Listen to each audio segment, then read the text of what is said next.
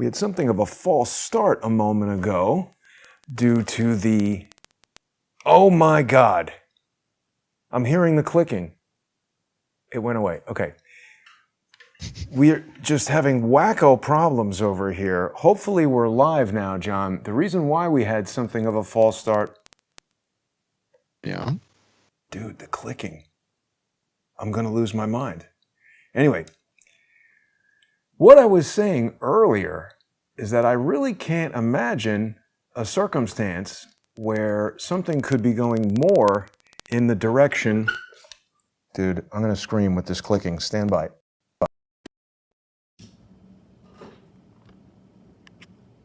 I thought I had that licked. This is a really vexing problem.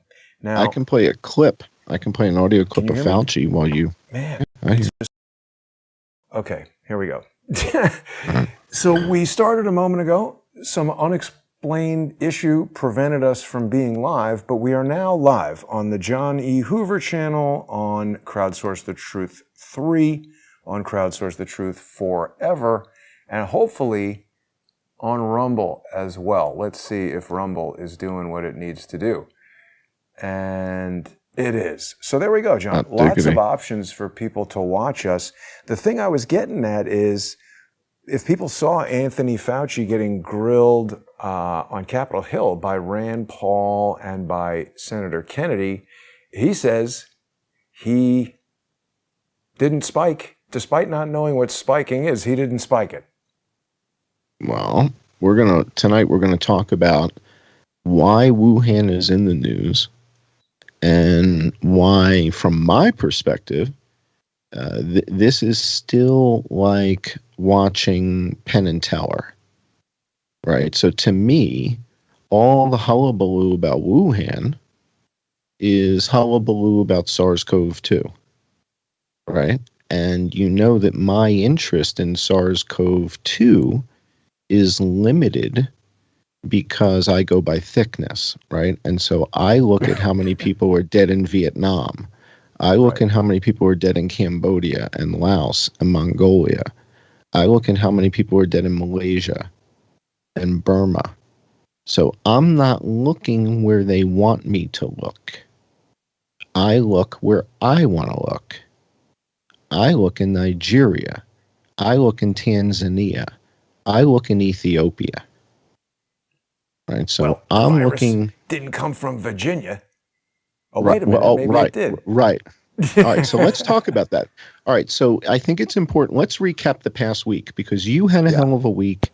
I've been getting motivated by your work ethic. And so in the past 10 days, I've published 10 videos. So I want to review some of the stuff that you did in the last week, because I was watching your show with Larry Klayman. You did another Citizens Grand Jury with Dr. Judy Mikovits the other day. Yes. And it was amazing. It was amazing. That was historic, wasn't it? It was. And Kent Hickenlively, he contributed a whole bunch of really interesting observations. And, you know, there's more to come, right? The case isn't closed yet. So next week, I think you guys have another testimony coming from another expert. And there's more evidence, right, that we'll be talking about tonight that I think also probably needs to be entered into evidence. So this was an amazing show. If you guys didn't get a chance to see this on Crowdsource the Truth 3, you need to watch this. This is Larry Klayman's grand jury, right, Citizens Grand Jury, right, with Larry Klayman, with Judy Mikovits and Ken Hickenlively, and this was amazing. I was watching this live when you guys were doing this. So this was dynamite, and again, when you take the totality of all of the evidence, the testimonies, etc., it's quite compelling. And you had, yesterday, you were out in the streets and there were people on the corner somewhere. What was that all about? That was a protest against New York State Senator Brad Hoylman, I think his name is. He is New York's only openly gay state senator. And that's really irrelevant, but he is all about telling you what you can do with your religion. He's eliminated the religious exemption, and I know a lot of really serious religious people, certainly of the Christian faith, probably don't appreciate some of his ideas, so I'm not sure who he's representing. You know, he's supposed to represent New York, but he lives on Fifth Avenue, And this stretch of Fifth Avenue, these apartment buildings are some of the most expensive apartments in the city. So this is some rich jackass who is married to his husband and they have 2 daughters. And he sits up there telling New Yorkers what they should do with the vaccines and what they should do with their kids. I object to this guy basically completely. Well, again, there's a lot of people that have an opinion that don't have all the facts. Right. And so today, before the show, I keep very, very strange hours, right? So I was watching what his name is, Rainer Fulmick in Germany, was doing a broadcast and had Dr. Simone Gold on the show. And he's got all these lawsuits going on, and so she was on the show and it was live. And I was in the chat room and I was doing what I do in the chat room, which is adding observation. Yeah, just observations, right? And it looks like they were shaken a bit when they saw that I was there. No, well, I was recognized. There were people who were in the chat room like, holy moly, John Hoover, blah, blah, blah, blah, blah, blah, blah. And, so first of all, I was recognized. And then Rainer Fulmick knows of me because of the conversation. Well, of course, because I've been working or talking with Tom Renz and with Carl Schwartz. So both of them know Rainer. And, so they have my materials, have told him about me, and then I showed up in one of his shows and with Dr. Simone Gold. But the net of it is that the stuff we're going to talk about tonight, these guys don't know this stuff. The only people that seem to know this is our audience. And then all these other people who think they're trying to help the cause, it's like they don't have 3/4 of the story if they don't have this part. So thinking that the story begins in Wuhan. Again, 2 weeks ago, we had David Hawkins on the show, and we were talking about, Wuhan. Wuhan's already the 4th inning of the story. It's the 4th inning of the game by the time we get to Wuhan. We got Lieber at Harvard. We got Dr. Chu, her husband, and her whole crew coming out of Winnipeg. And this was months before. This was the summer of 2019. We have the worst outbreak of influenza in Australia in the summer of 2019. So we're taking the story back long before Wuhan as it pertains to SARS-CoV-2. Okay? Now, what Dr. Judy is like so close. She's like knocking on the door, and I don't know if she's like connected these dots yet.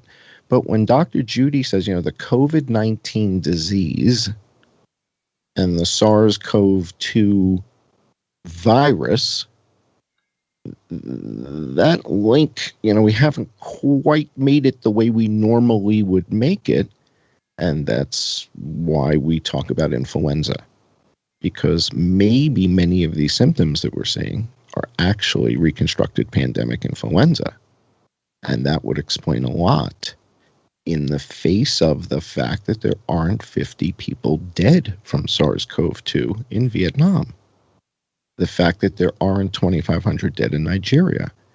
So when we gain a different type of perspective, we start to say, well, wait a second. Dr. Birx told us that we look at deaths liberally in the United States. Basically, if you had Alzheimer's and you were in hospice care with Alzheimer's, we heard this from Dr. Jensen. You had Dr. Jensen on your show. Dr. Jensen came on my show, and he told us this. He said, if you had somebody who's in hospice care with Alzheimer's, who's, clearly on their way towards dying in the next N months, and they contracted COVID, they're counting that as a COVID death. And Dr. Birx tells us this, right? She tells us this verbatim. So that's why we get to this big, big, big number in the United States and in other places as well. But when we look at Laos and we look at Cambodia and we look at Nigeria and we look at Ethiopia and we look at Burma and we look at Malaysia, and we realize that there are states like Kansas and Iowa that have more people dead. Right? So that's where the disconnect comes in. It's like, well, wait a second. That doesn't add up. There has to be a common sense litmus test here that needs to get passed before we can continue the conversation. And that's never been addressed. Let me ask you a common sense question, because, one of the most conspicuous aspects of this dramatic 180-degree turn from, whereas last week, if we made a video saying that COVID-19 came from a leak from a lab in Wuhan, we'd be at risk of being eliminated from social media, having the channel deleted. We'd have to invite our viewers to watch the show on subscribestar.com/IamJohnCullen or patreon.com/IamJohnCullen or Subscribestar or Patreon/Crowdsource the Truth. And now this week, the New York Times, CNN, Rand Paul, dopey Joe Biden, he can remember that he's eating chocolate chip ice cream, but that's about it. And now they're all saying, oh yeah, probably came from a lab in Wuhan. We've never seen a reversal like this, John. This is literally exactly as if in, December of 2002, they said, forget about that 9/11 commission. We actually have no evidence that these 19 guys who could barely fly Cessnas crashed those planes. And we don't know if it was Osama bin Laden or Dick Cheney or Benjamin Netanyahu. We don't know. It could be any of these might have guys. been the Venezuelans. Yeah. Right. They just totally did a 180. This is like if the Warren Commission determined that Lee Harvey Oswald had nothing to do with the JFK assassination. And yet... That's next week. All right. You're right. All right. So look, so we talked about some of the videos you did this past week. My videos are in complete suppression mode, right? So if you look at, I've done 10 videos in 10 days. And they're getting about 2,500 views. And one of the more recent ones, the title of it is "There Aren't 10 Dead in Beijing or Shanghai." And that's got 2,500 views. And it says it in the thumbnail. And it makes you wonder, how is it that a video like that, that's only a couple minutes long, it's rather dramatic in its claim, has 2,500 views. Now, I have 38,500 subscribers. And only 2,500 people have seen the video. I did another video this past week called Behind the Curtain, where we look at Mike Bloomberg and his connection to Johns Hopkins and the map, and his influence on Johns Hopkins and the reporting, and his zeal to get Donald Trump out of office. And when we look at how the map was used to convey certain emotions, the question is, again, does Mike Bloomberg realize that Kansas has more people dead than China? So he either does or he doesn't. Like, this is another double bind. And it's a double bind for Mike Bloomberg. It's a double bind for Anderson Cooper. It's a double bind for Rachel Maddow. It's a double bind for David Muir. And the question is, you guys either know that there aren't 10 dead in Shanghai. You either know that there aren't 10 dead in Beijing, or you don't. Right. One or the other. Right? Now, if you know that, and you're not telling America and the world, oh, by the way, there's not 10 people dead in Beijing. And the reason this is now amazingly relevant is because the Senate is grilling Fauci about Wuhan. Well, Wuhan is China. And if we're going to talk about, did it come from Wuhan? Did it come from Wuhan? Did it come from Wuhan? How is Beijing not relevant in a conversation about China and Wuhan? If there aren't 10 people dead from SARS-CoV-2 in Beijing, in Shanghai, how does Fauci not mention this? He doesn't know this either. So again, it's a double bind. Either he knows it and isn't telling Rand Paul, isn't telling Senator Kennedy, or he's ignorant of the fact that I know, and the whole audience knows that there's not 10 people dead in Beijing or Shanghai. Hasn't been. There's not 250 dead in Hong Kong. There's not 1,000 dead in Thailand. But France, which is fewer people than Thailand, has over 100,000 dead. And Fauci doesn't. So, for example, in this video, I gave Fauci a Queen's Gambit. I gave Fauci a piece of ammunition to use against Rand Paul? Will he play the Queen's Gambit? He was just What stuttering was and it? mumbling the whole time. All right, what did I give him? What did I give Fauci to play as a card against Rand Paul? I don't know. Rand Paul's Kentucky has more people dead than all of China. All of China. Okay? So the question to MSNBC, CNBC, NBC, CBS, ABC, Fox, everybody, this isn't relevant? You got Fauci testifying in front of the Congress about did it or did it not come from Wuhan, did it or did it not come from a bat, did it or did it not get engineered, and the fact that there aren't 10 people dead in the capital city, in the largest city in China, and that Kentucky has more dead than China. Now, there's some people in the audience who say, well, China's lying. So I go to Korea, right? And Rhode Island has more people dead than Korea, right? Iowa has more people dead than Nigeria, and Nigeria has over 200 million people. So it's not just China. And they're all can't be lying, right? Somebody said in the comments, well, they can't do this and they can't do this and Nigeria's this and Tanzania. It's like, well, what are you, racist? Do you think only white people can count? They know how to count the dead in Malaysia. They're good at that. Like you guys wouldn't believe the hospitals in Malaysia. I'm working on a series now where I'm going to show you medical tourism in Asia. And why people from Europe go to Vietnam, go to Malaysia, go to Thailand to get stuff done. Because it's not just cheaper, it's really good medicine. And you're going to be amazed when you see this stuff. So this past week, I was watching this footage. John Kennedy. John. Yeah. Because it's everything that you're saying is, I knew you were going to say this. And it's right in line with what I'm thinking. Because although this is a dramatic shift from where the mainstream was 3 days ago, it's just a shift to another false story, isn't it? Well, indeed. And, the good news is Fauci's integrity is now being questioned. And people are starting to realize he's maybe, not quite the shiny, guy that everybody thought he was a moment ago.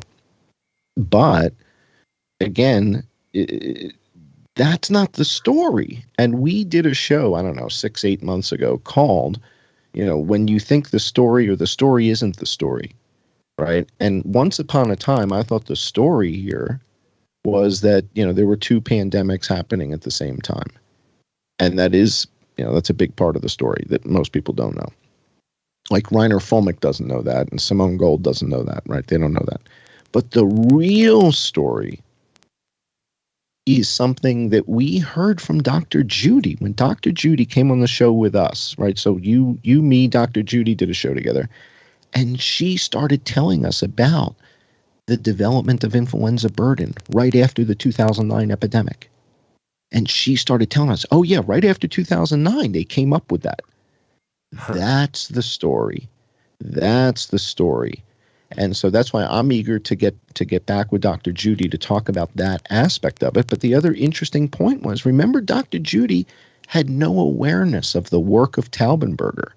She didn't know Jeffrey Taubenberger and Ann Reed had reconstructed the pandemic influenza. She didn't know that. And they were both working under the same NIH umbrella. Right? And she wasn't aware of that, but she was aware of the influenza burden document. Right? Yeah, stand by 1 second, John, because people are noticing the clicking, as am I. I can't believe it's back. Stand by.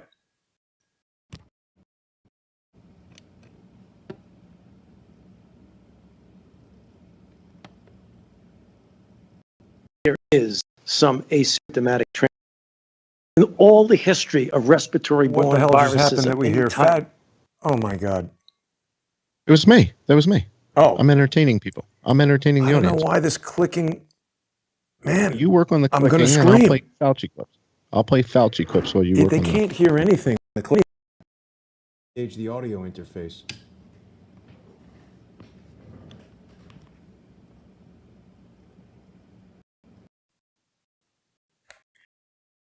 Two different audio interfaces. It's worse. Yeah, this is unbelievable. Now I hear it. Now I hear it. I'm gonna have an aneurysm.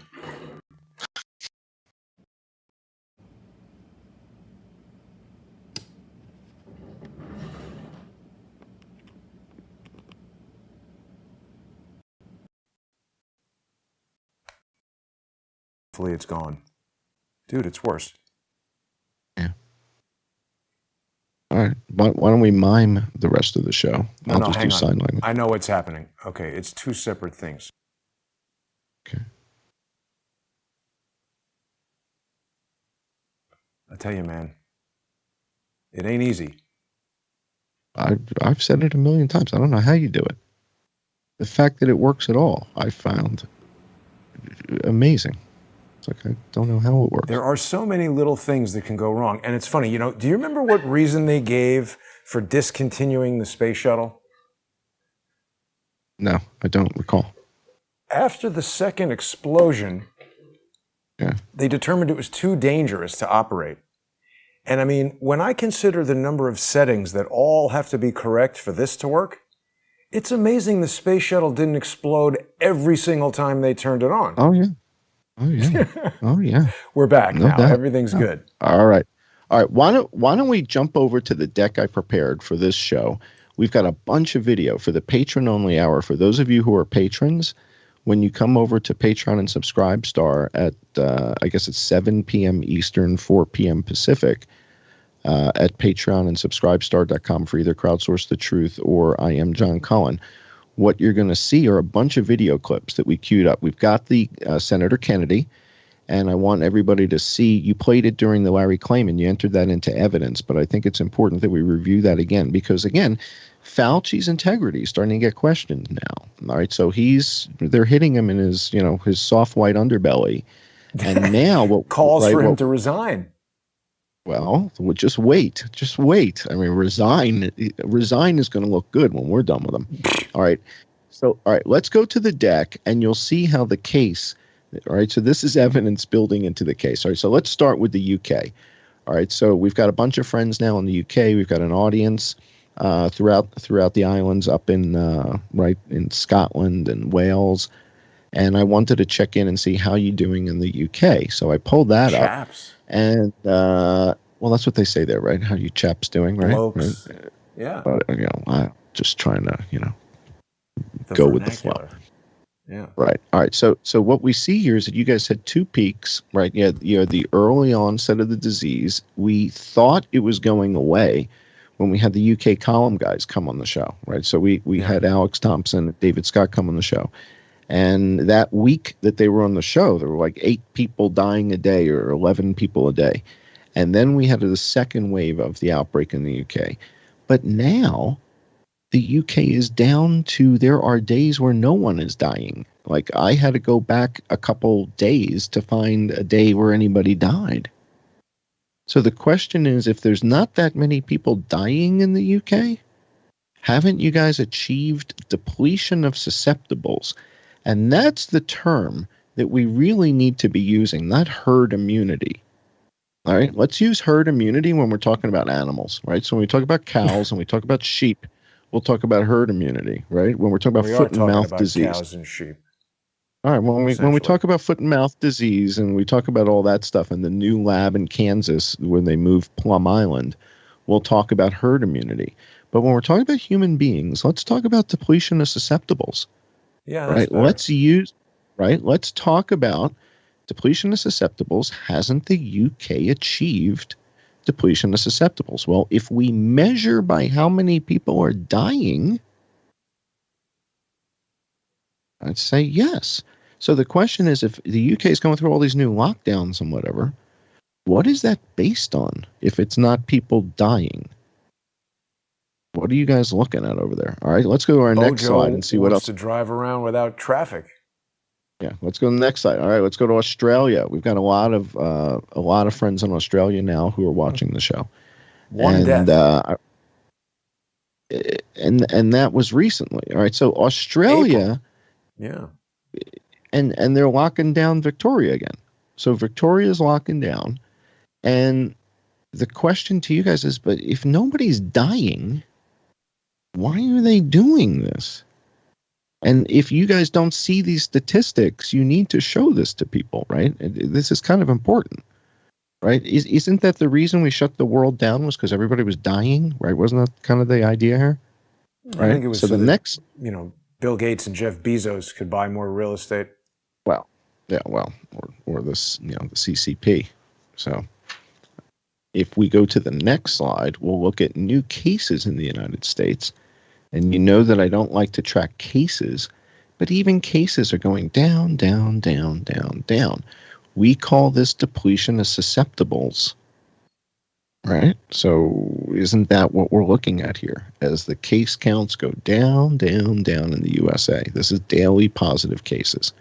Now we go to the next slide, and the next slide we'll see daily deaths in the United States also trailing down, down, down. Now we've had 3 peaks, the main initial peak in the USA, that middle peak, and then the final peak. And the final peak was the worst of it all, right?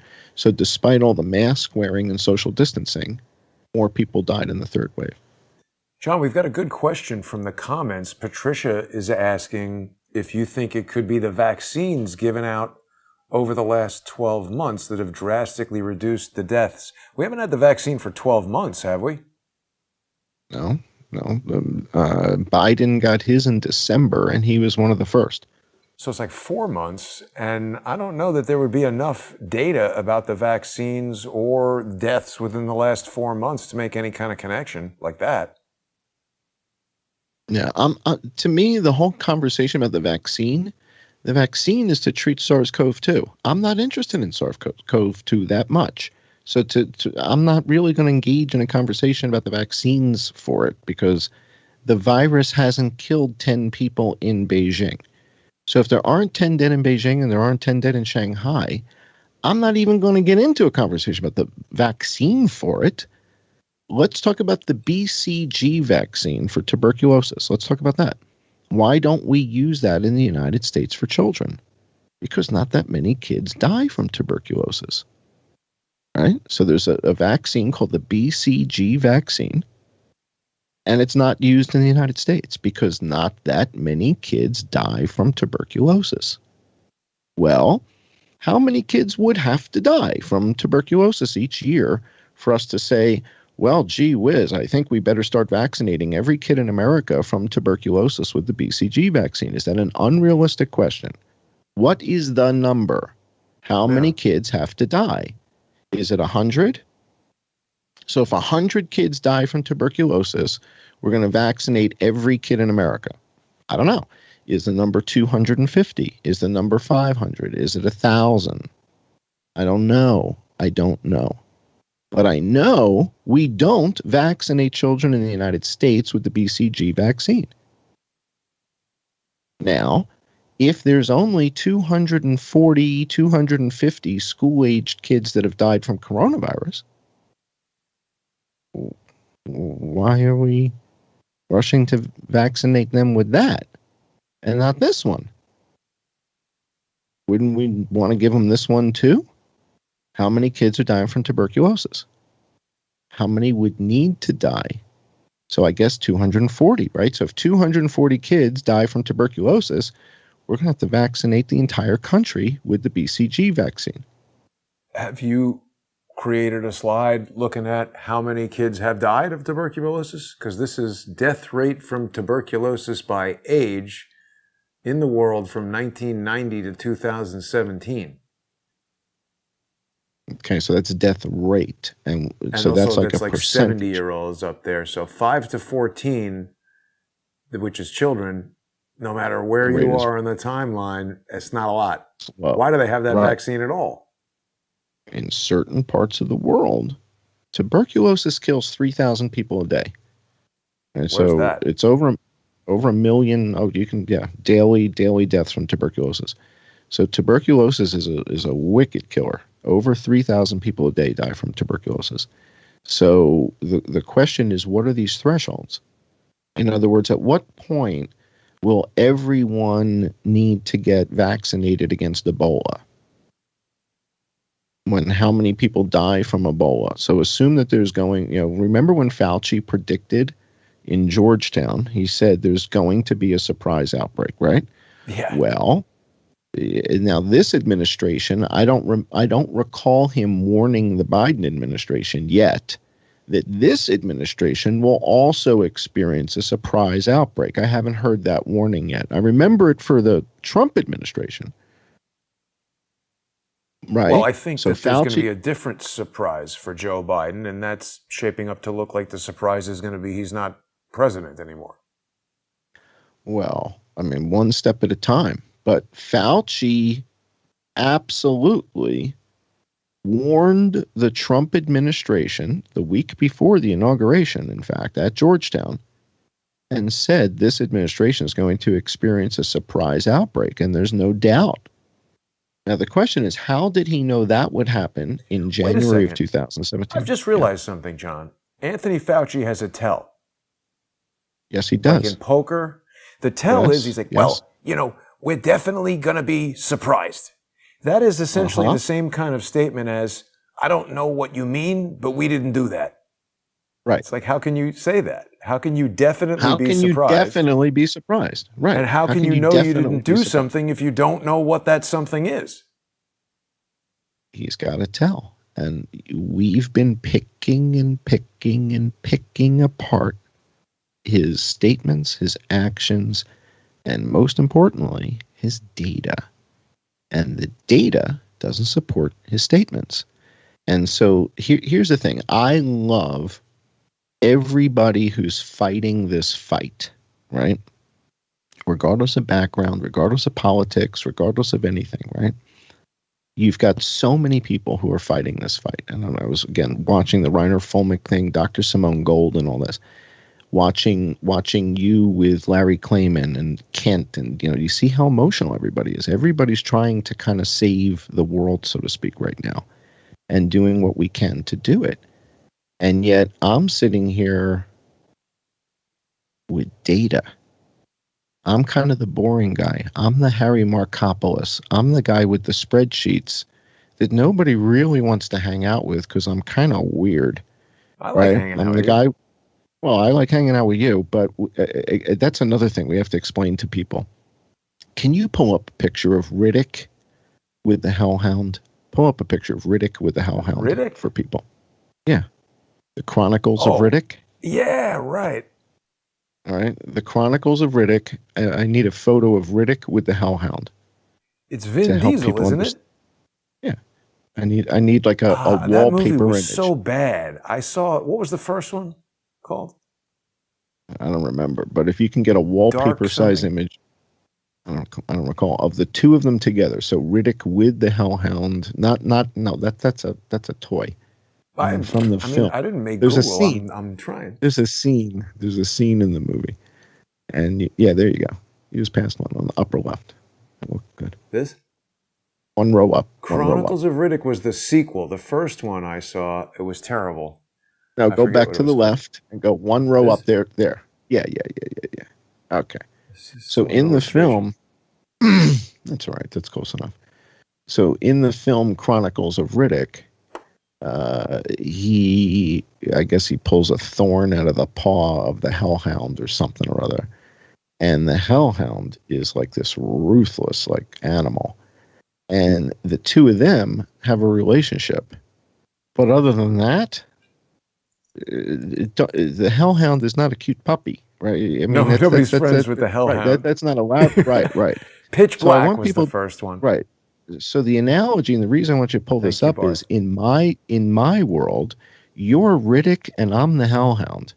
I'm nice to you. And that's it. Everybody else, I'm an asshole, and you guys see that all the time. I'm nice to Jason. That's it. Okay. But so in public, I'm you're ruthless nice to the audience. Sally, sightseeing Sally. You like well, her? I mean, again, I'm not just, I'm not going to just be nasty to people, but the point is, don't mistake my kindness towards Jason for anything other than that, because that's all it is. And it's, because we have a special relationship. But to me, this is you and me. You're the guy on the left. I'm the dog. All right, so don't I've don't even got mistake the sniper my rifle. kindness. Look at that. There you go. I like it. I like it. All right, let's pop back to the deck. We've only a couple more minutes before we got to go over to Patreon and Right. subscribe. So only like 5 minutes. All right. In the deck, we may need to jump ahead a couple slides, jump past all those slides of my stuff till you get to the CDC stuff. Yeah. Jump ahead, jump ahead, jump ahead. Okay. There we go. So the net of this is on the CDC. I want to kind of give you guys the bottom line up front. If you go to slide 17, we'll get to the bottom line up front. It's the first. There you go. Keep going. A little more. One no. more. This one. No, that's it. That's it. That's it. That's it. This is the bottom line. So the net is that since week 10 in the United States, more people have died from influenza than from COVID. Right. Okay. So that means week 10 is, well, February. The end of February is week 9. All right. So week 10 is the first week in March. So throughout most of March, April, and May, okay, look how many weeks you've got here. P&I deaths are outnumbering COVID deaths in the United States. Nobody knows. Nobody knows. Now, the tragedy is that these people are not being given therapeutics. Or the wrong And ones. the reason they're not, if you're only going to run a PCR test, and the PCR test is only going to test for a handful of influenzas, and the one that you have is not on the PCR array, it's not going to detect it. Just like the PCR, by the way, the PCR array, the BioFire, the 19 and the 22 array on BioFire, doesn't test for tuberculosis. All right, so half these people could have tuberculosis. You don't know. That's why Dr. Kerry Mullis said, don't use this for diagnostic purposes. But he You're died not of going to know. pneumonia in 2019. Kind of strange. Right. Right. And by the way, Timothy Cunningham, who also worked at the CDC and died, who was found in the Chattahoochee, was a huge proponent of Xofluza. And he was saying, the hell we doing all this stuff with vaccines when we have Xofluza? This is like a miracle drug. So that's a whole nother twist to the story. But we got to get ready to go to Patreon. What you're going to see is I'm going to show you. You just go one or two more slides in the charts. Just one more. The season you're in right now. People in the chat, John, are doubting your claims of being a meanie. I just told everybody you're basically like the mayor of Koh Samui. So I don't know what you're talking about. And this can be nasty. I'm nasty to people in the chat. When people start talking about the virus, but in person you're a nice guy. I have no patience for it. All right, so the net is there's two pandemics happening at the same time. One is SARS-CoV-2, and the other is reconstructed pandemic influenza. It appears, and the reason it appears it's that is because the coroners tell us that people are dying from influenza, and the physicians aren't picking it up in the tests. And the only influenza that's not in the PCR test kit is pandemic reconstructed influenza. So by process of elimination, that must be what we're looking at because this is coming from the coroners. So this is why that term twindemic was used, 9 months ago. We heard it coming out of the UK. Is there going to be a twindemic going into flu season? And they just stopped reporting. From YouTube for that twindemic episode. Wild. Unbelievable. So, again, this was a term that came out of the UK where they were asking, while we're battling COVID, are we also going to have to battle the flu? Meaning, are we going to go through two at the same time? And the answer, according to the data, is yes. But nobody knows this. And when you look at the numbers, if you go look at the title, you'll see how many people have died of each this season. And those are big numbers, man. And yes, the COVID deaths are higher, but that's all deaths with COVID. All right? When we take, that's this season, since October 1st, that's the influenza season, so it's all deaths with COVID. When we take 5%, which are the people who died only with SARS-CoV-2 and no comorbidities, well, that's fewer than the number of people that fell down and died. More people have fallen down and died in the United States than have died with just SARS-CoV-2 and not, SARS-CoV-2 in cancer, SARS-CoV-2 in Alzheimer's. That's different. I'm talking about just the 5%. 5% of people that died with just SARS-CoV-2, more people fell down and died. So wait a minute. Do I understand correctly that you're now advocating to mandate that everybody must walk around in a giant sumo wrestler outfit to prevent slip and fall? Well, we would save more lives. All right. So first of all, we'd save more lives. I kind of want one of these. Well, if we're gonna talk about saving lives, right? We're gonna talk about saving lives.